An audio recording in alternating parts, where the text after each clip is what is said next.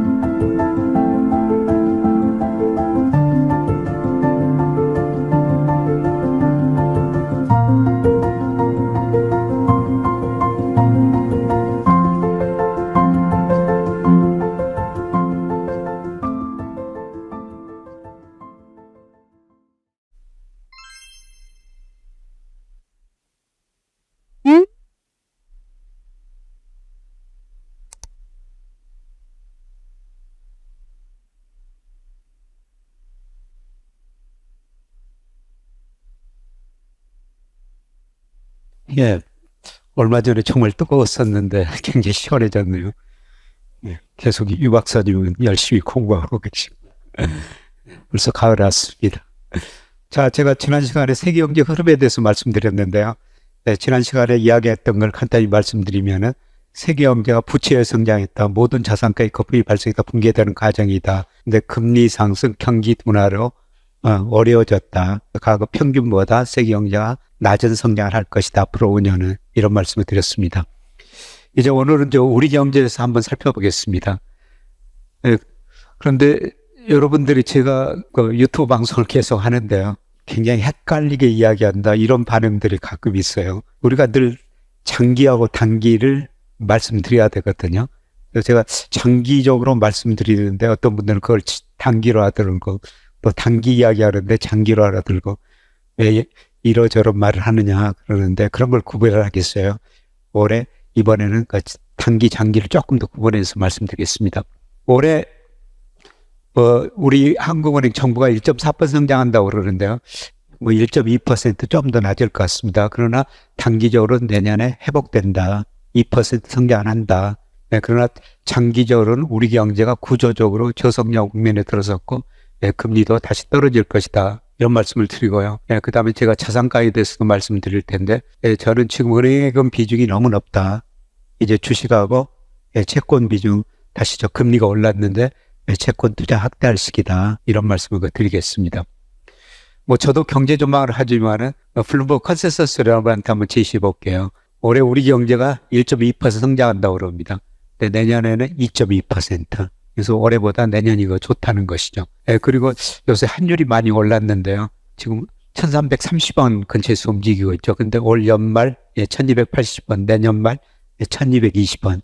이렇게 블룸버그 컨센서스가 되어 있습니다. 이 블룸버그 컨센서스는 뭐냐면요. 블룸버그가 경제 전문가들한테 물어봐서 중앙값을 제시하는 거예요. 물론 이 수치가 맞을 수는 없습니다. 그러나 지나고 보면은 방향은 비슷하더라. 환율이 떨어진다. 이렇게 보시면 됩니다. 그래서 이런 것들이 단기 전망인데요. 제가 여러분한테 경기 순환에 대해서 설명을 드렸습니다. 경기라는 게 늘고 좋아졌다 나쁘다 이런 사이클이 반복되죠. 그래서 경기가 가장 나쁜 점을 저점, 좋은 점을 정점, 저점에서 정점까지 확장 국면, 그 다음에 정점에서 저점까지 수축 국면이라고 그러는데요. 1순환에서 우리 경제가 11순환까지 끝났어요. 그래서 평균 확장 국면이 33개월이었고 수축 국면이 20개월이었습니다. 그래서 경기라는 건 좋아질 때는 서서히 오랫동안 좋아지고 떨어질 때는 짧은 기간에 빨리 나빠진다. 그래서 제가 단기 순환 이야기할 때는 이런 경기 사이클입니다. 근데 통계청에서 늦게 발표하기 때문에요. 통계청 것까지는 어떻게 판단할 수가 없습니다만은, 제가 판단해 보니까 작년 10월 정점 이후로 경기가 좀 수축 국면에 접어들었다. 이렇게 보고 있습니다. 근데 과거 평균이 20개월이었었는데요. 길 때는 29개월, 짧을 때는 13개월. 이건 알 수가 없죠. 그래서 우리가 경기 순환 기간은 기간에 따라 다르다. 이렇게 볼 수가 있겠고요. 그래서 우리가 현재 경기를 판단하기 위해서는 동행지 순환 변동치 가지고 판단하는데요. 이게 작년 10월 정점으로 지금 하락 과정입니다. 경기 수축 국면에 들어섰다는 거죠. 그런데 제가 여러분들한테 늘 말씀드리는 거는 주식시장에서는 현재 경제 지표를 보지 말자, 미래 경제 지표를 보자, 이런 말씀을 계속 드렸었습니다. 그래서 작년부터 제가 말씀드린 게 이 선행지수 순환변동치라는 게 올해가 3, 4월에 저점이 나올 것이다, 이런 말씀을 계속 드렸는데요. 아마 4월이 저점이었던 것 같습니다. 7월까지 발표됐는데 3개월 연속 올랐고요. 아마 8월 데이터가 이달 말에 발표되는데 또 올랐을 거예요. 그래서 선행지수 순환변동치가 2021년에 6월에 정점을 쳤죠. 그리고 주가도 이때 3,300 갔다가 어떻습니까? 같이 2,135까지 떨어졌지 않습니까? 여러분한테 모든 경제지표 정말 많이 나오는데 그래도 꼭 한 가지는 보자. 선행지수 순환변동치를 보자. 이런 말씀을 드렸습니다. 그래서 올해는 제가 선행지수 순환변동치 올라가기 때문에 주가가 중간중간 조정을 보일 때도 있겠지만 주식 비중을 올해는 늘려가는 시기다, 이런 말씀을 계속 드린 겁니다. 이런 것들이 이제 단기 순환이에요. 그리고 제가 4분기에는 주가가 오를 것이다 계속 유튜브에서 좀 세게 말씀드리고 있는데요. 우리 수출이 지입 선행지수와 같이 움직이는데요. 지입 선행지수가 증가세로 돌아섰습니다. 지금 우리 8월까지 수출이 마이너스였죠. 무역 수지는 흑자냈습니다. 그런데 9월 달에는 마이너스 폭이 축소되고요. 저는 4분기 우리 수출이 한 5% 정도 증가하리라고 보고 있어요. 이게 큰 의미입니다. 그동안 수출이 감소하면서 수입이 더 많이 감소해가지고 무역 수지 흑자 6, 7, 8월 무역수 적자 났지 않습니까? 그래서 불황이 흑자다 그러는데 4분기 수출이 5% 증가하면서 무역수 적자가 나면요, 이거는 큰 호재라고 생각해요. 불황이 흑자라는 단어는 없어질 거라는 겁니다. 이런 것들이 이제 장기 순환이고요. 이런 의미에서 제가 이번 조정 때 주식 비중을 늘리자, 이런 말씀을 드리고요. 그 다음에 우리 수출을 보면은 중국 비중이 2000년에 10%에서 2018년에 27%까지 갔거든요. 근데 중국 경제가 어려워지면서 20%까지 떨어졌습니다. 그 다음에 미국 비중 22%에서 10%까지 떨어졌다가 최근에 미국 비중 올라왔고요. 꾸준히 장기적으로 증가한 데가 아세안이고요. 인도 비중은 3%밖에 안 됩니다. 근데 아세안하고 인도하고 합치면 21%로 이제 중국하고 미국하고 넘었거든요. 아마 우리 기업들이 이쪽으로 앞으로 수출을 많이 하게 될 겁니다. 그리고 4분기에는 중국 비중이 워낙 빨리 낮아졌기 때문에요. 4분기에는 기저효과 때문에 아마 중국 수출이 증가하고 미국 비중은 축소로 돌아설 거예요. 그다음에 품목별로 보면 우리 수출 중에서 가장 낮은 게 뭐였습니까? 반도체였죠. 반도체 수출 비중이 2018년에 18%였어요. 그런데 올 1월, 8월 보니까 14%로 많이 줄어들었거든요. 이 반도체 수출이 안 된 거는 뭐 때문에 그렇죠? 우리 반도체 수출 40%가 중국으로 갑니다. 15%가 홍콩으로 와요. 그러니까 중국, 홍콩으로 55% 나가죠. 중국, 홍콩 경제가 안 좋다 보니까 중국으로 수출 비중이 감소하고 반도체 비중이 감소했는데요. 4분기에는 물론 기저효과도 있습니다만 이게 증가세로 돌아설 거라는 겁니다. 그래서 이런 의미에서 우리가 삼성전자 주가도 한번 생각해 볼 필요가 있는데요. 제가 여러분하고 질의응답하면서 한 6만 6천 원 이번에 가면 삼성전자 한번 사보십시다. 사실 저도 샀어요. 그런데 그 이하로도 더 떨어질 수가 있습니다만 그 가격이면 살만한 가격이라고 생각해가지고 지금 많이 사놓고 있습니다. 대신 주가 지수는 더 떨어진다고 제가 여러분한테 계속 말씀을 드렸죠. 인버스로 지금 리스크 관리를 하고 있어요. 근데 오늘 주가 많이 올랐는데 이거는 제가 보기에는 아직 바닥은 아닐 것 같습니다. 아마 더 남아있는 것 같습니다. 그래서 아마 4분기에는 중국으로 반도체 수출이 증가하면서 아마 우리 수출이 증가세로 돌아서고 무역 수지도 흑자날 것 같습니다. 지금 요새 기재부 장관도 뭐라고 그럽니까? 계속 4분기에는 수출 증가한다. 어떤 근거가 있기 때문에 그분들이 그런 이야기를 하지 않겠어요? 근데 저는 제가 가지고 있는 모델로 전망하니까 한 5% 정도 증가하게 나옵니다. 이건 4분기는 큰 호재라는 것입니다. 자, 이런 것들이 단기 순환이에요. 선행지수가 증가하고 수출 증가하고 내년 상반기에 경제가 회복된다. 이런 것들이 단기 순환이고요. 근데 이제 구조적인 문제점은 뭐냐면은 우리 잠재 성장률이 계속해서 떨어진다는 거죠. 한때 10% 갔다가 지금 2%로 떨어졌어요. 우리 잠재 성장이 떨어진 거는 잠재 성장률은 노동, 자본, 생산성을 고려했을 때 우리 경제가 성장할 수 있는 능력인데요. 특히 노동이 굉장히 많이 감소하고 있지 않습니까? 15세에서 64세 노동 가능 인구가 줄어들고 있고요. 최근 2년 동안 인구 자체도 줄어들고 있지 않습니까? 심각한 문제입니다. 지난 7월 통계 보셨죠? 우리 학계 출산율이 0.7명이라고 나왔어요. 0.7명 의미가 뭐죠? 우리 임신 가능한 여성분들이 한 명도 안 난다는 겁니다. 0.7명 난다는 겁니다. 인구가 유지되기 위해서는 2.1명을 낳아야 된다는 거죠. 오죽하면 영국의 옥스퍼드 이코노믹스에서는 지구상에서 가장 빨리 사라질 나라가 한국이다. 이 다 결혼하시죠? 안 하실 분은 없으시죠? 얘를 2.1명 낳아주셔야지 그러니까 한국이 유지가 된다는 겁니다. 네, 그 다음에 우리 대기업들이 자본 스탁 축적했기 때문에 자본 스탁이 크게 증가할 것 같지는 않고요. 이 생산성이라는 건 하루아침에 증가한 거 아니에요. 우리 잠재 성장이 증가하려면 생산성이 증가해야 됩니다. 그래서 이번 정부, 지난 정부 총리도 생산성 한번 증가해보자. 그래서 지난 정부 총리가 총리실에서 각 경제단체들 다 모아놓고 우리 사회적 데이터앱을 통해서 생산성 한번 계산해보자 그랬는데, 그런데 한 경제단체가 그 안에서는 하자고 그랬는데 밖에 나오니까 조합원이 반대했거든요. 한 번에 끝냈어요. 이번 총리도 지명받았을 때 총 요소 생산성 한번 계산해보자. 이것만이 우리 잠재 성장을 올릴 수 있다는 겁니다. 근데 지금 사회적 가치 격차 크고요. 생산성 증가하기 쉽지 않다는 겁니다. 그래서 우리 잠재 성장률이 지금 2%에서 1% 후반으로 진입하는 과정이고요. 2030년 가면 1.0, 그 이후로 가면 우리 잠재 성장률이 0%대 진입한다는 겁니다. 이게 이제 한국 경제의 구조적인 문제예요. 제가 유튜브에서 서울대고 김세식 교수 모시고 한번 여러분한테 방송을 했습니다. 그분은 지금 0%대 진입했다고 주장하고 계십니다. 그래서 그분이 이런 잠재 성장을 올리기 위해서는 우리가 창조 경제, 창의적인 인재, 쉽게 말씀드려서 애플 같은 회사가 하나 생기면 어떻겠습니까? 여러분, 우리 GDP가요, 1조 7천억 달러예요. 근데 애플 시가총액이 3조 달러 가까이 되지 않습니까? 여러분께서 애플 같은 하나 회사 만들면 우리 GDP 금방 올라가 버린다는 겁니다. 그래서 우리 젊은이들이 그런 회사 하나 좀 만들었으면 좋겠는데요. 그런데 어떻든 우리 잠재 성장률이 떨어진다. 이게 장기적인 구조적인 문제라는 겁니다. 근데 아까 말씀드렸습니다만은 잠재 성장률이 이렇게 떨어지죠. 요새는 산 안 갑니다만 과거에는 등산을 굉장히 좋아했는데요. 우리가 등산을 내려다 보면 이렇게 작은 언덕이 있지 않습니까? 그래서 올라갔다 내려갔다 하죠. 그게 앞서 말씀드린 단기 사이클이고요. 구조적인 문제는 우리 성장률이 계속 떨어지고 있다. 그래서 우리 성장률이 얼마나 떨어진가를 보기 위해서 제가 우리나라 역대 대통령 재직기간 연평균 경제성장을 한번 그려본 겁니다. 물론 경제 규모가 커지면서 성장률이 낮아질 수밖에 없는데요. 대통령이 바뀔 때마다 이렇게 계단식으로 성장률이 떨어지는 나라 없습니다. 저는 아직 찾아보지 못했어요. 여러분 국제시장이란 영화 보셨죠? 우리 선배들 독일서 가나온 강부로서 얼마나 고생했습니까? 그분들 담보로 독일서 빌려온 돈 일부가 포스코 짓는 데 들어갔어요. 제가 포스코에 강의 많이 갔고요. 다음 주 월요일도 갑니다만 갈 때마다 그 돈이 당신 나라에서 짓는데 초기에 들어갔습니다. 그런 거 생각하면서 포스코 잘 좀 키워주세요. 이런 말씀을 계속 드리고 있습니다. 근데 올해 포스코 잘 크죠. 얼마 전까지 포자만 들어가면 주가 굉장히 많이 올랐죠. 요새 많이 올랐다 떨어지고 있는데요. 제가 보기에는 잘 크고 있는 것 같아요. 제가 오래전부터 포스코 강의를 갔었는데요.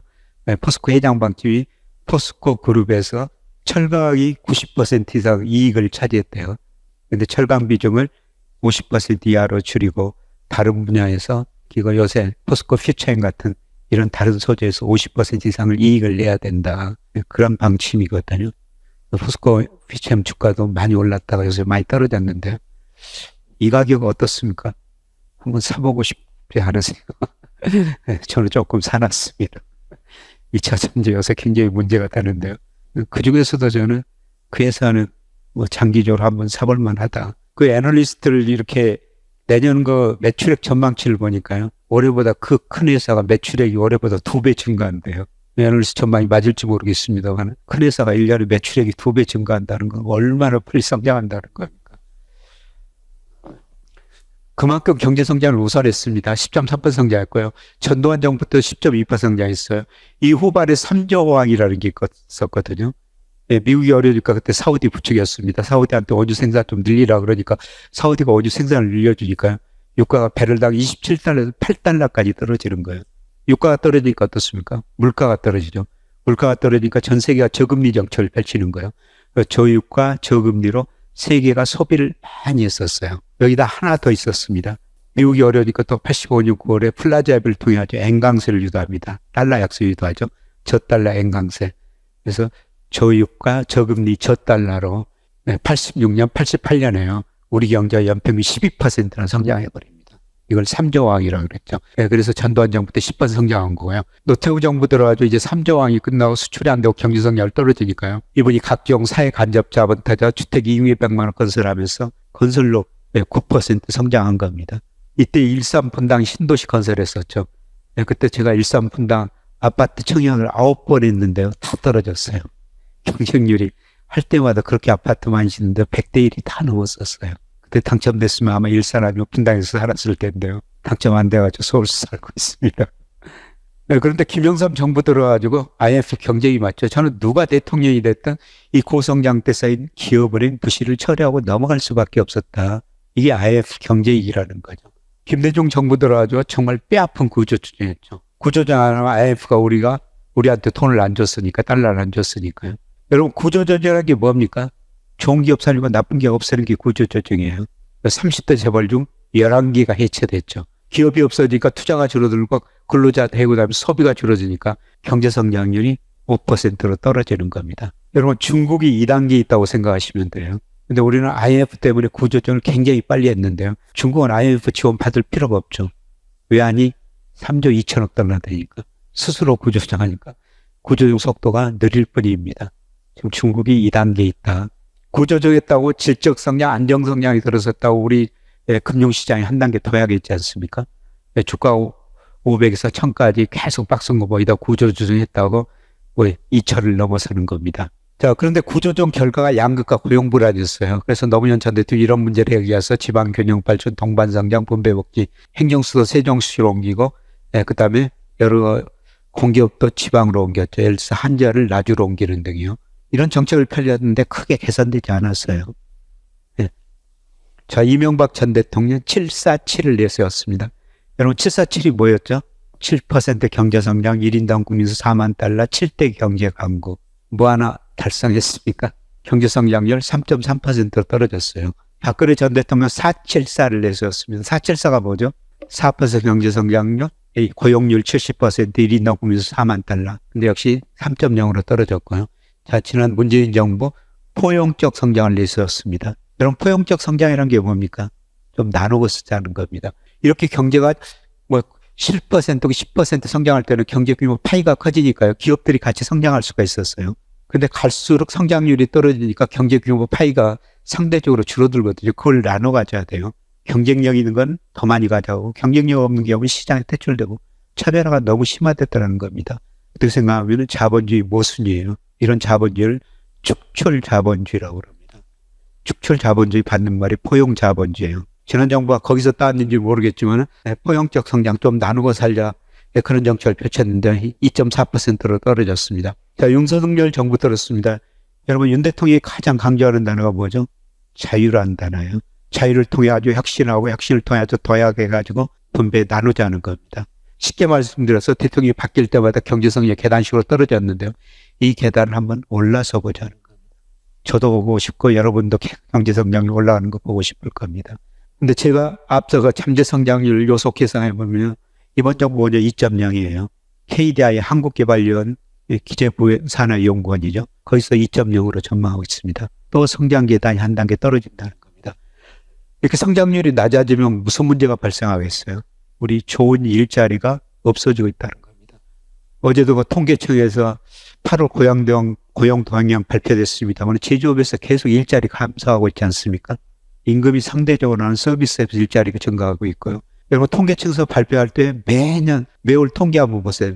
일해야 될 사람 30대, 40대는 일자리 거의 안 늘어나고요. 어떤 사람들 일자리가 늘어나죠? 저 같으면 60대. 왜 60대 일자리가 늘어나죠? 정부에서 어르신들한테 가벼운 일 시키면서 돈 좀 드리고 있지 않습니까?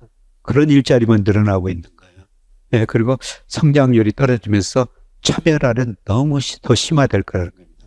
여러분, 저성장 한마디로 차별화예요. 우리나라 코스피, 코스닥의 상장기업 중 18%가 한계기업입니다. 한계기업이라는 게 뭐죠? 지난 3년간 영업이익 내가지고 이자도 못 갚는 기업이 18%라는 겁니다. 중소기업만 전체 대상으로 했을 때 47%가 한계기업입니다. 3년간 영업이익 내가지고 이자도 못 갚고 있다는 거죠. 지금 버티고 있는 거예요. 차별은 더 심화될 수밖에 없습니다. 그래서 우리가 투자할 때도요, 저성장은 차별하다, 모든 게 차별화될 거예요. 좋은 것만 사셔야 된다는 겁니다. 1등 아니면 2등까지는 괜찮은데요. 예. 그래서 우리 경제가 구조적으로 저성장 국면에 들었다. 저성장은 다른 측면에서 차별하다. 이렇게 볼 수가 있습니다. 물론 우리가 절대적으로 잘 사는 나라는 맞아요. 제가 58년 개띠인데요. 제가 태어났을 때 1인당 국민소득이 60달러였어요. 얼마나 가난했습니까? 지금 북한이 1000달러가 넘었습니다. 초등학교 졸업하고 중학교 갈 무렵에 300달러였습니다. 저 초등학교 졸업하고 중학교 못 갔습니다. 등록금이 없어가지고. 젊은 분들 상상이 안 갈 거예요. 산에 나무하러 다녔어요. 나무라는 표현이 뭔지 모르시죠? 뗄감이 없어가지고 산에서 풀 베어가지고 그걸 말려가지고 밥 지어 먹고 농사 짓던. 우리 유 박사님은 어디 부잣집에서 태어나셨습니까? 그런 경우 안 하셨나요? 그때는 다 학생들 교복 입었었죠. 여름이라고 반바지, 숙색 반바지, 하늘색 저고리, 그 교복이 정말 입고 싶었었어요. 그러던 저같이 중학교 못 가는 애들 교회에서 데려다가 책상도 마룻바닥에서 공시켜줬습니다. 그래서 그때 그 중고등학교 검정고시로 공부했었거든요. 그런 부끄러운 인생 이야기를 KBS 아침마당 강연백도 씨, 또 최근에 그 KBS 라디오에서 세 차례 걸쳐 아주 제 부끄러운 인생 이야기 했으면 그렇게 가난했다는 겁니다. 근데 여러분은 지금 3만 달러 시대에 살고 있는 거예요. 지금 여러분 자녀들 중고등학교 등록금 내라고 그럽니까? 교복까지 그냥 주죠. 그렇죠. 정말 우리 절대적으로 잘 사는 나라예요. 근데 10,000달러 돌파하고 애한위기 겪었고 20,000달러 돌파하고 2008년 글로벌 금융위기 겪었죠. 30,000달러 돌파하고 어쩌면 지금 진통의 시간이라고 부르는데요.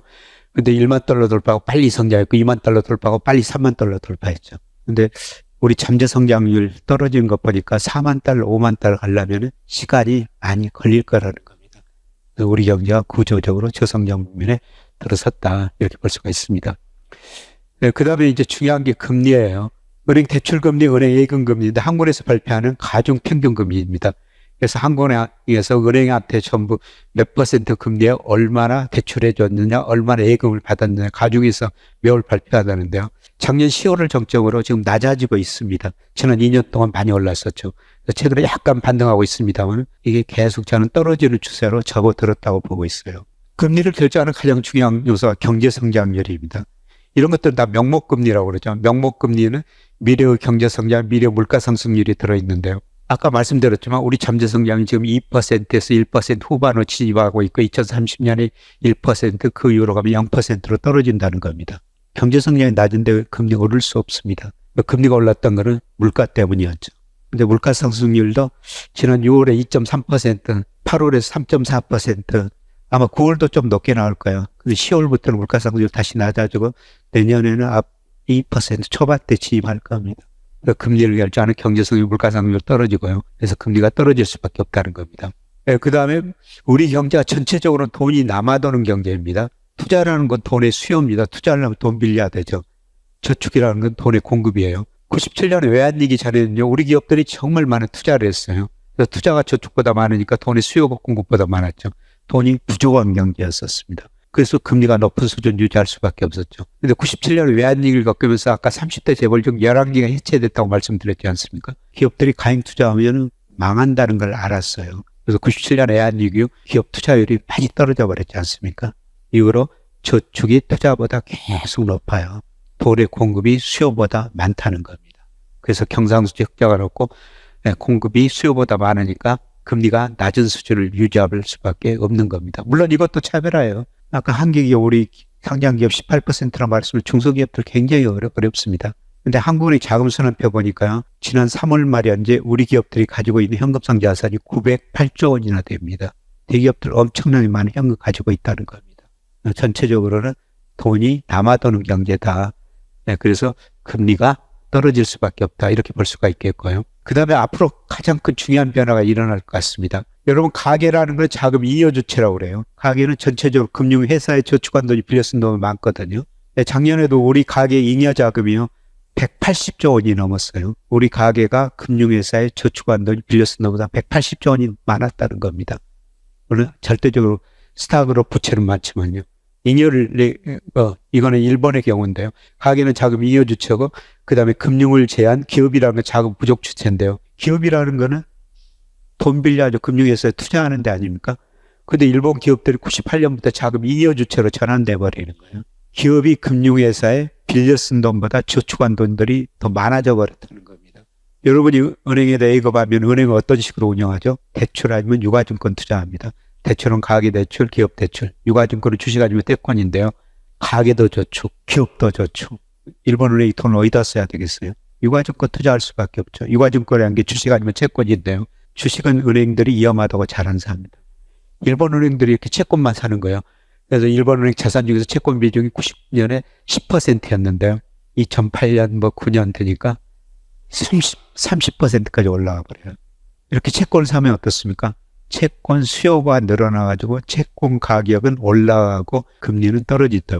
채권 가격과 금리는 반대 방향으로 움직인다. 이런 말씀 많이 드렸습니다. 네, 그래서 금리를 결정하는 가장 경제 성장이 떨어지고 일본 저축이 투자가 많고 일본 은행들이 기업들이 돈을 안 갖다 채권을 사니까요.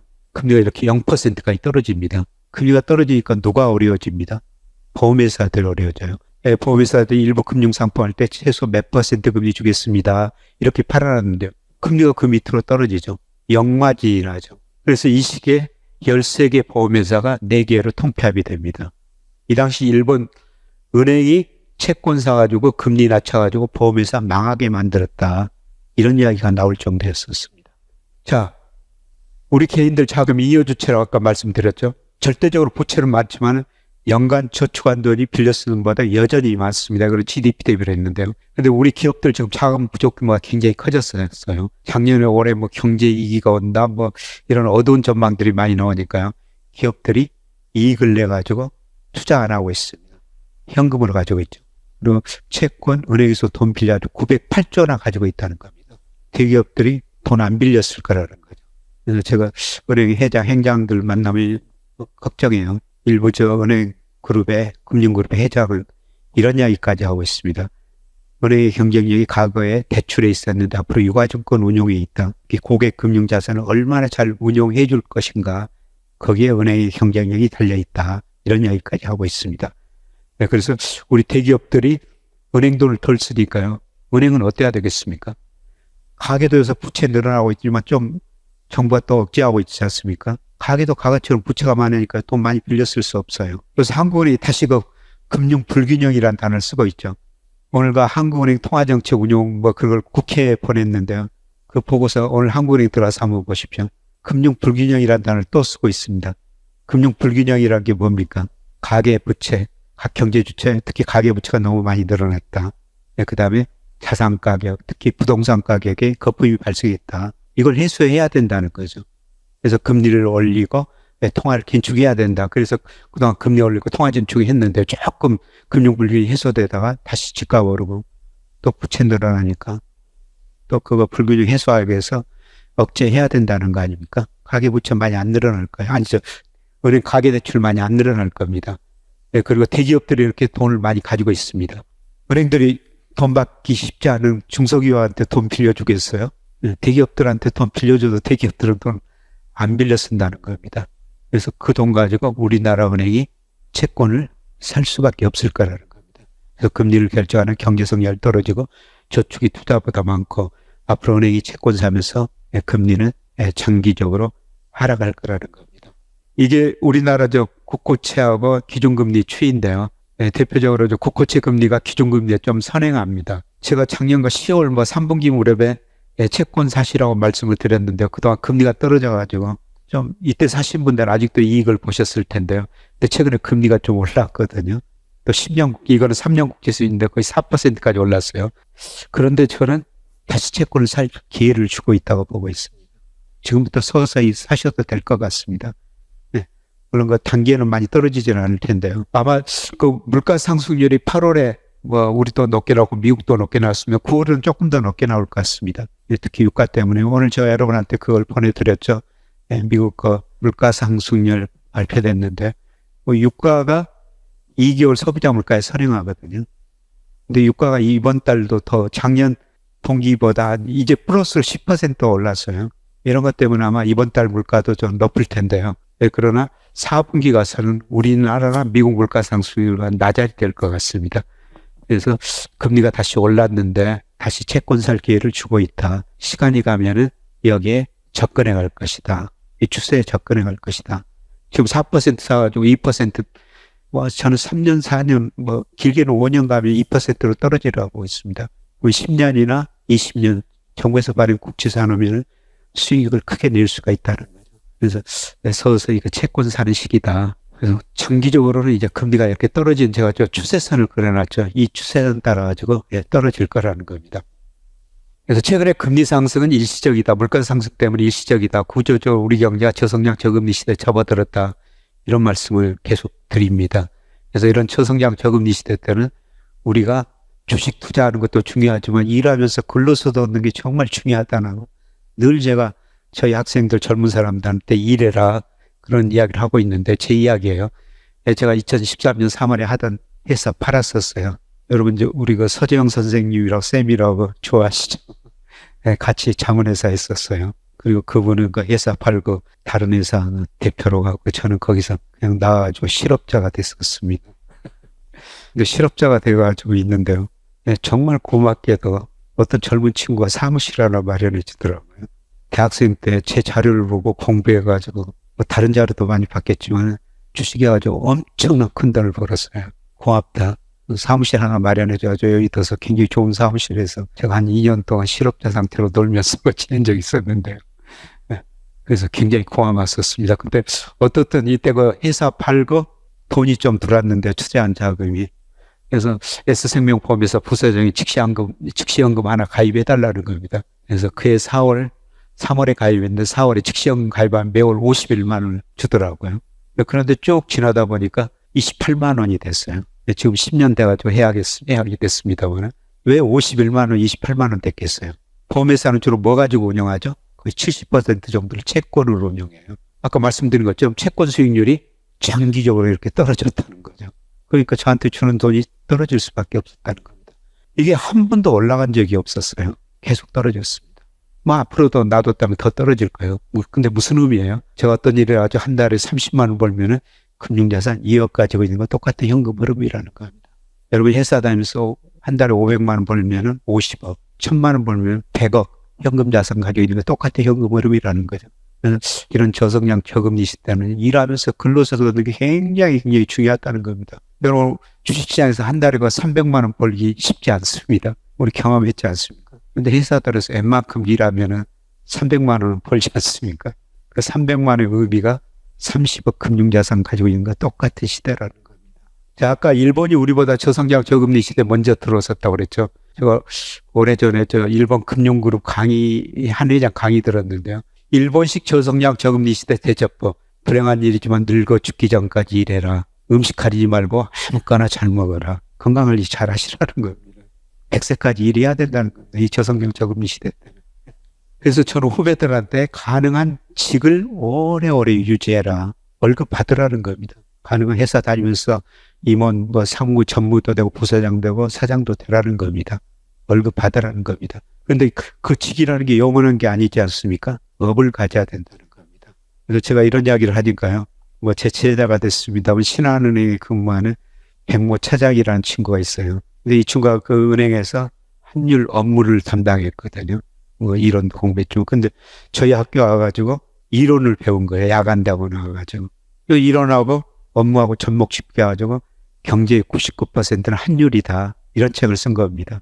그 책 쓰고 나서 제가 적극적으로 추천서 쓰였습니다만 그 친구는 환율 전문가라 업의를 만들어버린 거예요. 요새 환율 불안할 때마다 많은 언론에서 그 친구 찾습니다. 여러 군데서 강의해달라고 그래요. 그 친구는 이제 신한은행이란 직을 벗어나더라도 환율이란 업을 가졌다는 거죠. 우리가 직보다는 직을 오래 유지하면서 업을 하나 가지셔야 된다는 겁니다. 제가 58년 기때로 말씀드렸으면 제 또래 제 선배들 다 은퇴했죠. 근데 은퇴한 남자들 공통적으로 두 가지 이야기예요. 첫 번째 나갈 사무실이 있어야 된다. 두 번째 적당한 용돈이 있어야 된다. 꼭 그 두 가지 이야기를 하거든요. 제 선배 변호사 돈 관리 다 부인한테 맡겨버렸대요. 그래서 이러저런 이야기 듣고 그날 저녁에 가서 우리 돈 얼마나 있어 여쭸더니 부인 대답이 뭐였겠어요? 왜 남의 돈을 물어봐 그러시더라는 겁니다. 그 다음날 KBS 1TV를 봤더니 동물의 항구 수사자 이야기를 하더라는 거예요. 수사자 역할 때 얼마나 멋있습니까? 그 역할이 끝나니까 굶어 죽더라는 거죠. 얼마 전에 유명한 MC 허참 씨라는 분이 고인이 됐었어요. 그분이 아내는이란 노래 불렀습니다. 은퇴한 남자들 이야기입니다. 아내가 외출하는데 어디 갔냐고 물어보지도 못한다. 꾸중 들을까봐 오후 되니까 저녁은 알아서 먹으란다. 얼마 전에 또 강의 끝내고 라디오를 들었는데 어떤 주부 이야기입니다. 남편이 은퇴하면 정말 잘해드려야겠다. 뭐 회사 고생 많이 하셨으니까. 마음을 굳건하게 드셨는데 3개월 지나니까 짜증이 나기 시작하더라는 거죠. 이 남자가 왜 집에만 있지? 남편분이 양치질하면서 칫솔을 그 세면대에다 두드리는 습관이 있대요. 회사 다닐 때는 그 소리 들어줄 만했는데 정말 듣기 힘들다. 그래서 우리 저 남성분들, 뭐 젊은 분도 계시지만 먼 미래를 생각해서 하나 업을 만들어 주셔야 된다는 겁니다. 물론 주식이라는 건 업도 될 수가 있어요. 주식 열심히 공부, 주식은 업이 될 수가 있는 거죠. 네, 그 다음에 혹시라도 여러분이 만기가 긴 대출을 받으면 받을수록 변동금리 대출을 받아야 된다는 겁니다. 자, 주식이에요. 뭐 여러분 주식 투자 많이 하셨죠? 여기 안 하신 분 안 계실 텐데요. 네, 제 아내도 2020년에 처음으로 주식시장에 뛰어든 겁니다. 어디 가나 주식 이야기 하니까. 2020년 주가 올랐다고 돈 벌었다고 좋아합니다. 2021년 주가가 조정받으니까 싫어하다고 그럽니다. 작년에 주가가 많이 떨어지니까 뭐라고 그럽니까? 주식 꼴도 보기 싫다. 그래서 제가 아내한테 하는 이야기는 꼴도 보기 싫은 주식 그냥 가지고 있어라. 제가 명목 GDP로 추정한 적정 주가거든요. 우리 일본식 디플레이션 아닙니다. 제가 명목 GDP 잠정 추정해 보니까 3.7% 나와요. 매년 3.7% 성장한다는 겁니다. 주가가 장기적으로 오른다는 겁니다. 근데 때로는 가대평가되고 가소평가되죠. 가대평가됐을 때는 제가 주식 비중 리스크 좀 관리하십시오. 그래서 제가 2021년, 2020년은 특히 2021년 상반기에 리스크 관리를 하시라고 말씀드렸고요. 근데 작년 말 기준으로 보니까 무려 24%나 저평가됐어요. 시간이 가면 여기 옵니다. 지금 여기가 3,000이거든요. 시간이 가면 여기 갑니다. 그래서 이 길을 가는 과정에서 올랐다 내렸다 하겠죠. 근데 결국 이 추세선을 따라간다는 겁니다. 주식 비중 늘려야 된다. 이런 이야기를 하게 됩니다.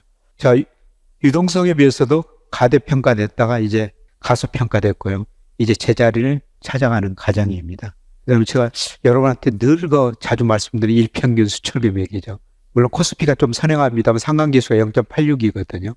근데 2021년 6월에는요. 코스피가 일평균 수출 금액에서 36%나 가대평가됐었어요. 이때 2,300 갔을 때 아니었습니까? 이 무렵에 제가 국민일보하고 인터뷰하면서요. 2,200을 잠깐 수치를 내놨더니 제시했더니 국민일보가 한면에 하면서 2,200까지 떨어진다. 이렇게 제목을 달아놨더라고요. 그때 다 4천 이야기가 나왔지 않습니까? 2,200 간다 그러니까 조회 건수는 100만 건이 넘었는데요. 댓글이 다 여기였다는 겁니다. 우리 선생님도 욕하셨어요. 그래서 그 기자가 그러더라고요. 나중에 와가지고. 하도 댓글이 여기 많고 자기한테도 기사를 쓴 자기한테도 거의 다 여기였다는 겁니다. 자기가 그 기사를 읽어보라고 말을 못했다. 나중에 그런 이야기를 하던데 이렇게 가대평가됐었어요. 이렇게 가대평가된 게 2007년 한 번 있었습니다. 여러분 이때 무슨 일이 있었죠? 이때 금리가 떨어지기 시작하니까요.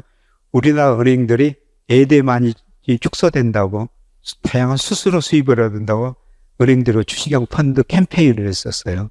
제가 그때 H은행 연구소 소장을 했었습니다만 H은행도 10조 펀드 캠페인을 했습니다. 8조를 모았어요. K은행, S은행 더 많이 모았습니다. 주식형 펀드를 144조나 모았거든요. 그렇게 모아주니까 자산운용사들이 계속 주식사면서 이렇게 가대평가를 만들어놨죠.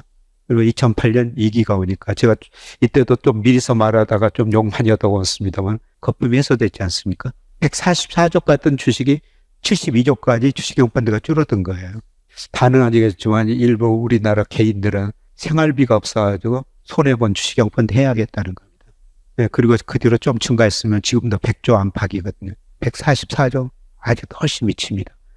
근데 이번에는 누가 이렇게 가대평가를 만들어놨습니까? 동학개미운동 그 뒤에 누가 있었죠? 정말 다양한 유튜버들이 있었습니다. 얼마나 많은 유튜버들이 그분들이 이렇게 가대평가를 저는 만들어놨다고 생각해요. 그리고 결국 거품이 꺼졌지 않습니까? 자, 제가 여러분한테 HP 필터로 계속 그 추세에서 얼마나 벗어났다 그런 이야기를 하는데요. 뭐 제가 추세에서 좀 2로 뭐 7%, 10% 벗어나면 주식 비중 저는 줄인다고 계속 말씀을 드렸었습니다. 그래서 지난 거 5월, 6월 거 아니 6, 7, 8월 이렇게 추세에서 벗어났기 때문에 저는 그 주식 비중 뭐 여러분들이 제가 토요일, 일요일 그 뭐 질문할 때 계속 그 뭐 얼마 가지고 있느냐 제가 한 계좌는 그냥 아직도 현금으로 가지고 있다. 그거 다시 어떻게 하느냐 계속 물어보고 계시지 않습니까? 지금도 한 계좌는요, 그냥 CMA에다 그렇게 맡겨놨어요. 근데 금리가 오르다 보니까 CMA도 수익률 거의 못 내더라고요. 우선 원금은 지켜야 되기 때문에 그거 하고 있고요. 한 계좌는 주식을 계속 운영하면서 인버스를 많이 사면서 인버스 사가지고 제가 돈 벌려는 게 아니고 늘 말씀드립니다. 리스크 관리를 하고 있습니다. 근데 이게 이 자리에 오면 어떻습니까? 이 밑으로 가면은 제가 CMA에 있던 주식을 현금을 다 주식을 사게 될 것 같고요. 그다음에 인버스를 다 팔게 될 겁니다. 그래서 여러분들 나름대로 하나 기준이 있었으면 좋겠어요. 이런 기준이 없으면 어떻습니까? 이렇게 오르면 주가가 또 한없이 오를 것 같아가지고 그때 사죠. 그다음에 이렇게 주가가 이렇게 저평가된 국면에서 어떻습니까? 떨어지면 또 불안해가지고 그때 팔게 되거든요. 제가 말씀드리고 싶은 건 여러분이 어떤 한 기준, 제가 이런 기준을 가지고 저는 늘 운영하기 때문에 제가 주식이 올랐을 때는 제 수익률 계좌가 굉장히 나쁩니다. 근데 아무리 작년같이 주가가 많이 떨어졌어요. 저는 마이너스 수익은 안 내요.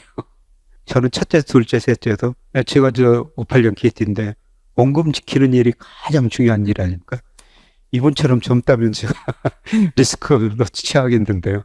제 나이는 원금 지키는 게 가장 중요하고 안정적 수익을 내기 굉장히 중요합니다. 근데 제가 두 계좌를 가지고 있는데요. 지금 하나는 현금으로 가지고 있는 계좌고 하나는 계속 운영하는 계좌고 수익률이 어느 게 더 높겠어요? 운영하는 계좌가 더 높습니다.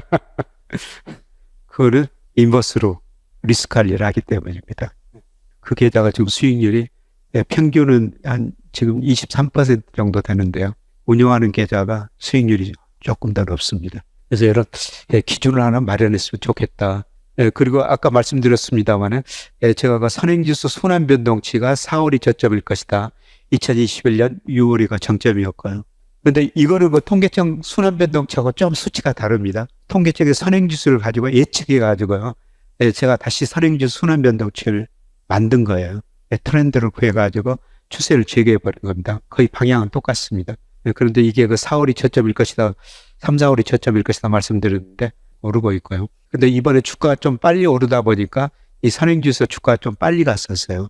그래서 제가 6월, 8월쯤에 좀 조정을 거칠 것이다 그런 말씀을 드렸는데 그런데 제가 요새 9월까지도 조금 여러분한테 조심하라고 말씀드리고 있죠.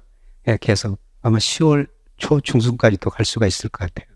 근데 제가 그동안 5월, 8월, 6월, 8월이라고 말씀드렸던 거는 9월에 떨어질 때 사라는 말씀이었습니다. 근데 제가 보니까 제가 가지고 있는 월별, 일별 하더라도요. 아마 9월 달은 조정이 조금 더 커질 것 같습니다. 그래서 이번 국면에 주식을 사시면요. 선행지수 증가하고 아까 단기 순환사 우리 경기 서서히 이제 내년에는 확장 국면 들어서고 특히 12월에는 수출이 증가하면서 미국 수지도 흑자날 것이다. 그거는 큰 호재라고 저는 보고 있습니다. 그 다음에 저 아파트 가격 정말 많이 떨어졌죠. 이제 급락은 끝난 것 같습니다. 급락은 끝났는데 이게 추세적으로 오른 데는 좀 시간이 많이 걸릴 것 같습니다. 저 한국은행 금융안정보고서에서 제가 PIR이라고 그러는데요. 서울의 경우 소득에 비해서 집값이 장기 평균이 8.9배였었는데요. 최근에 올 1, 4분기 보니까 10.8입니다. 아직 가격 평균보다 높죠. 조금 더 떨어져야 된다는 겁니다. 아니면 부모에 있는 소득이 올라갔든지요. 근데 소득 올라가는 속도는 굉장히 둔화되고 있지 않습니까? 지난 2분기 우리나라 명목소득이 마이너스였습니다. 실질은 마이너스 4%였어요. 물가는 오르는데 우리 임금이 그렇게 안 올랐다는 겁니다. 그러면 여기 올라면 어때야 되겠어요? 집값이 좀 더 떨어져야 된다는 겁니다. 그래서 집값은 아직도 가대평가 영역에 들어섰다. 그 다음에 월세에 비해서도 이게 지금 가대평가됐죠. 이거는 제가 작성한 게 아니라 한국은행 데이터를 제가 그냥 이용한 거예요. 집값은 아까 주가는 제가 가소평가 영역에 들어섰다 이런 말씀을 드렸지만 집값은 아직도 가대평가 영역에 있다. 이렇게 볼 수가 있습니다. 마지막으로 자산 배분이에요. 우리 가계자산 중에서 76%가 부동산이죠. 전월세 보증금을 빼면 금융자산은 16%밖에 안 됩니다. 그리고 50대, 60대 이분은 80% 이상이 이분들은 그 부동산이거든요. 사실 어쩔 수 없는 우리 어르신들이 집 하나 가지고 은퇴하는 경우가 많지 않습니까? 금융자산은 적고요. 저는 이것마저도 유동화해야 된다고 생각하고 있어요. 유동화 수단이 그 주택연금제도라고 있지 않습니까? 우리가 은행에다 돈 맡기면 물론 59세 이상 지금 9억인데 조만간 12억으로 정부에서 확대하겠다고 그러지 않습니까? 은행에다 집 맡기면은 매월 돌아가실 때까지 계속 돈을 주는 거거든요. 저는 굉장히 바람직한 제도라고 보고 있습니다. 어르신들한테. 제 선배가 지금도 활동을 하고 있는데요. 참 제가 존경하는 선배인데 이분은 장기 기증 이미 다 서약서 다 써놓고요. 그 다음에 연금 받고 있거든요. 이 주택연금도 받고 있습니다. 굉장히 행복하게 살고 있어요. 저는 그 선배를 보면서 참 잘 살고 있다 그런 생각이 드는데 하여튼 부동산 비중이 너무 높다는 겁니다. 그 다음에 우리 개인들이 가지고 있는 금융자산이 1분기 이제 8월, 9월 가면 2분기 데이터가 발표가 되는데 5천조가 넘었죠. 그런데 그동안 은행 예금, 현금 및 예금, 주로 은행 예금인데 2021년에 43.4%에서 2022년 45.9, 올 1분기 46.9%까지 은행 쪽으로 돈이 많이 들어갔죠. 왜 그렇습니까? 은행 금리가 많이 줬기 때문이에요. 작년에 은행 예금 금리가 1년짜리 5%, 5년짜리 4.5% 이런 것도 있지 않습니까? 저 증권회사 다녔기 때문에 증권회사 다닌 사람들은 은행에 가입 안 합니다. 근데 작년에 제가 제 금융자산의 10% 정도를 은행예금으로 가입했어요. 1년짜리 5%, 5년짜리 4.5%.